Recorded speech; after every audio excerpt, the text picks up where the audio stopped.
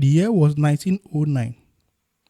And in Ede, a young man's bag did not belong to him. It belonged to the village. Far away in Benin, white men were building roads, trading stations, government posts, and warehouses. But the strength carrying the British Empire on muddy African roads did not come from Europe. It came from villages like Ede. From barefooted boys, from hungry sons, from back bent beneath colonial roads. And every journey to Benin stole more than labor. He stole youths. He stole fathers. Sometimes he stole an entire bloodline.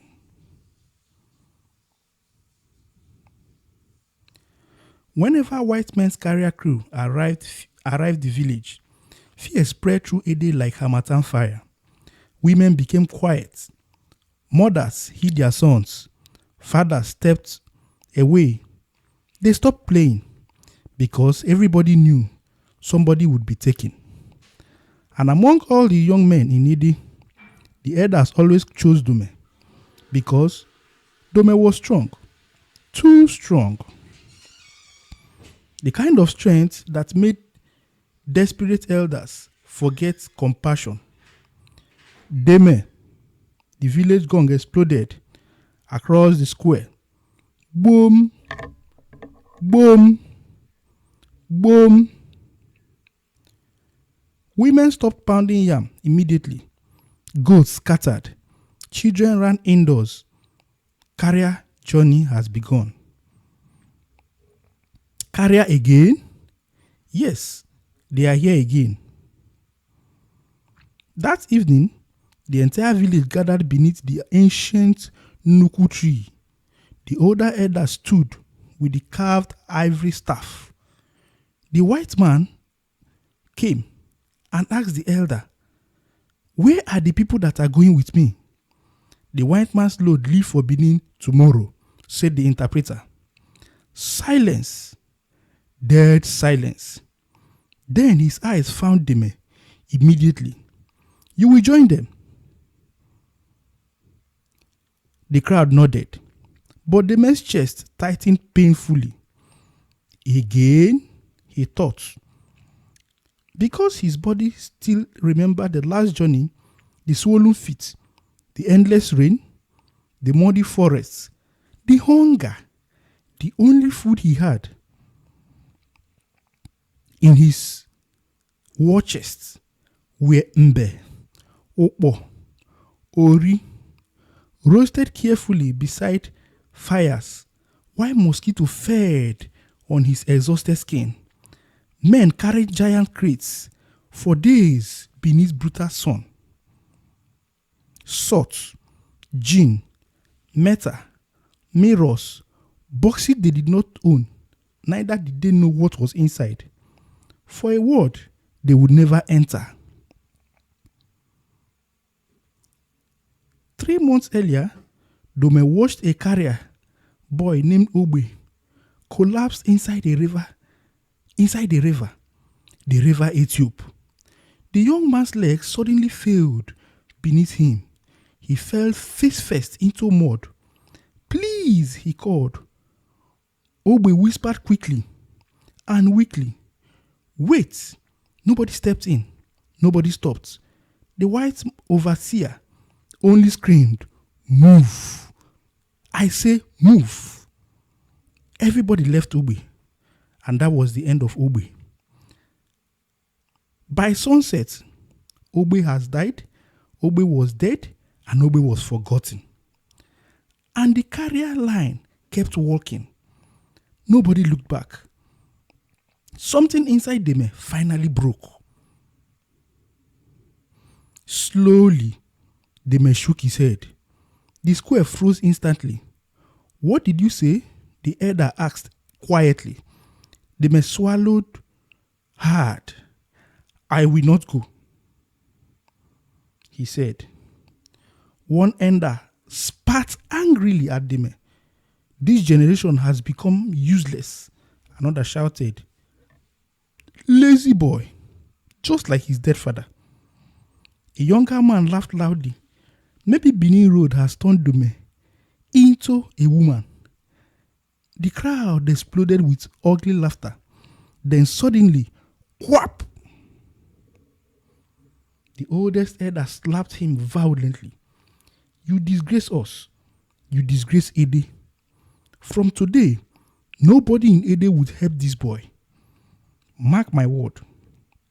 The night, nobody sold food to Deme. Nobody greeted him.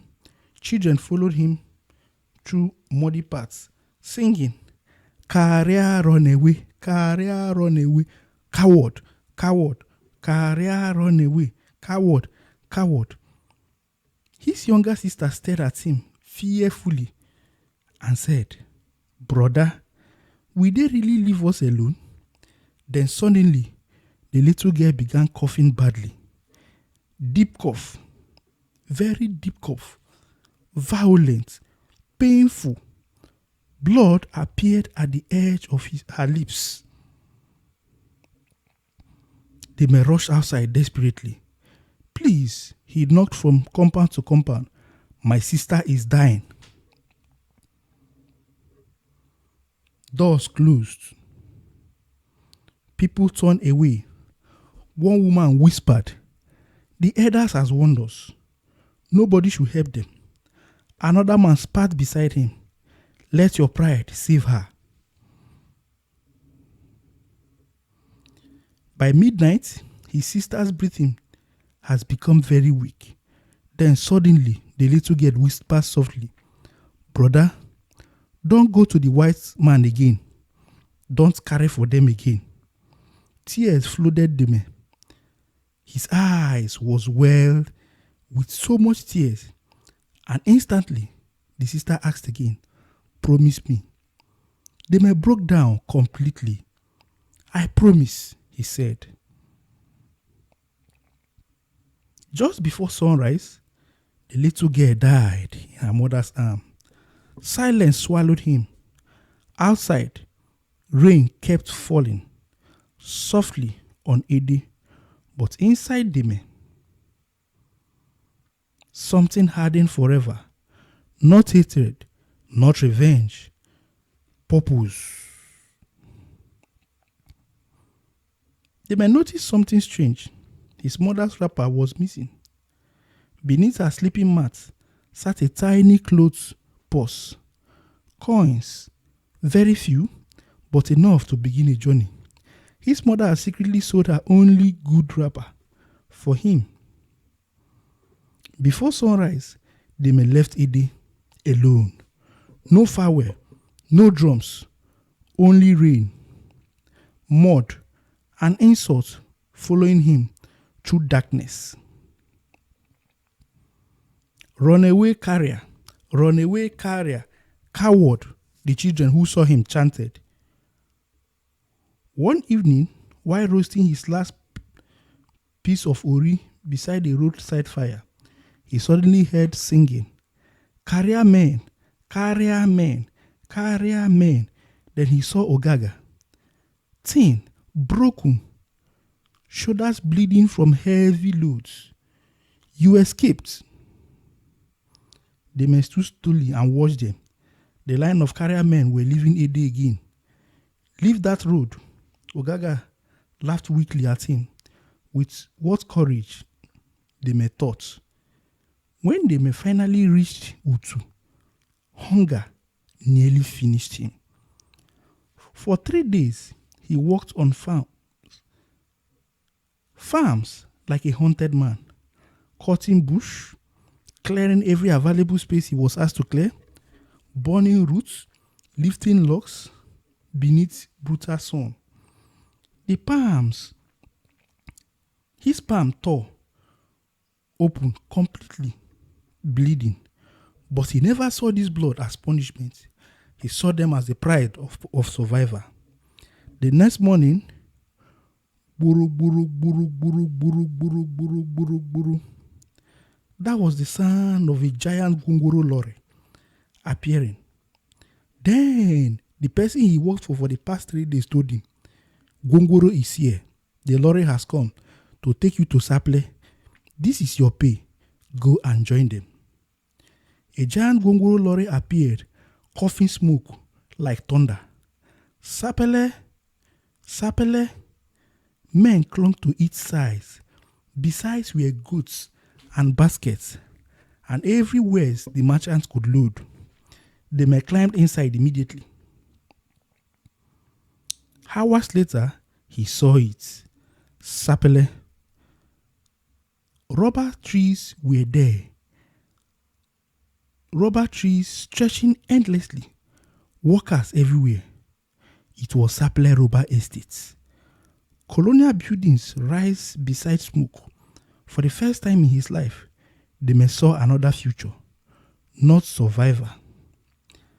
Possibility. Deme approached a dark-skinned foreman standing beside stacked rubber sheets. What do you want? The man asked. Work. You go fit work?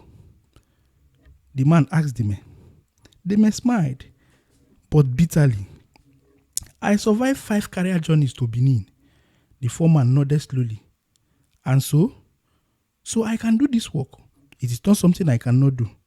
I go fit do am. Oya start tomorrow. By the next day, Deme started as a laborer, with his cutlass stuck to his hand and his passion slung behind his back. Years passed. Deme worked harder than every man in the estate. Before sunrise, he tapped rubber. At night, he leaned towards the back of the tree and learned broken English to be able to communicate with the white man. While others drank gin, when others married with Ogogoro, Deme saved money. While others fought, Deme learned business. By 1921, people no longer called him carrier boy or runaway coward. They may have saved some money to be able to buy some merchandise from the rubber estates where he resell. This made him no longer a laborer, but the British has established a business relationship with him. As such, they made him a partner and a supervisor. Now they call him Supervisor Deme. The same boy, mocked by AD, now controlled workers, has his own money, has his own land, and inside Sapele Rubber Estate, he was a boss. Then one day, in dry Harmattan afternoon, a messenger arrived. Some elders from AD are outside. Deme, they want to see you. Deme froze slowly, but he walked outside. And there they stood, the same elders. They are older now, weaker now. Then finally they told him, Deme, we have heard about your exploit here in Sapele, and we are here to ask you, please, can you employ our children? The elders lowered, one of these elders lowered himself slowly to the ground. The others followed, kneeling before Deme. The same boy they once called coward. Forgive us, they pleaded. Our sons are dying on Benin roads. The career journey has not been easy for them. We saw how well you are fed, leaving us in AD. There are no strong young men left again in AD. The people there, they are suffering. That sentence hit Deme harder than revenge ever could. Because suddenly, he understood something terrible. The Benin Road was not only a killer journey, it has killed destinies. It has killed people that were supposed to grow into potential developers of the land. It was slowly killing AD itself. Finally, Deme spoke. I will help your sons. The elders almost collapsed with relief when they heard him. But Deme raised one finger on one condition, that no child from AD must ever again be forced into carrier road or be a carrier for the white man. Deme's voice became heavier. When poor people speak from pain, listen before suffering teachers. Listen before suffering teaches you to hear them. And many years later, mothers in Ede will still warned the stubborn elders that it is good to leave a man to chase his purpose. Never mock the young man running away from suffering. Tomorrow may be turning beside him.